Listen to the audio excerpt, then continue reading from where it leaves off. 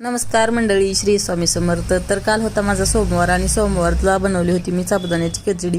तर कोणी उपवास कडक एकदम करतं फक्त पाण्यावरती किंवा फळावरती, पण मी फराळ करून करणार आहे. कारण प्रेग्नेन्सीमध्ये मला भूक सहन होणार नाही आणि मग मला वॉमिटिंगचा त्रास होईल, त्यामुळे मग मी फराळ करून पकडते.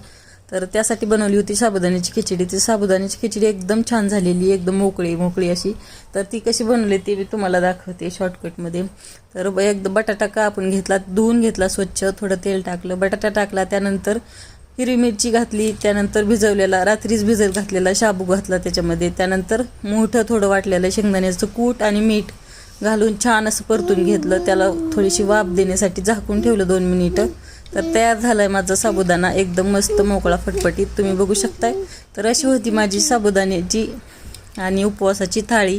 तर बघू शकता एकदम मस्त अशी थाळी मी बनवलेली. त्यानंतर मग वेदला दिलं कणीस भाजून.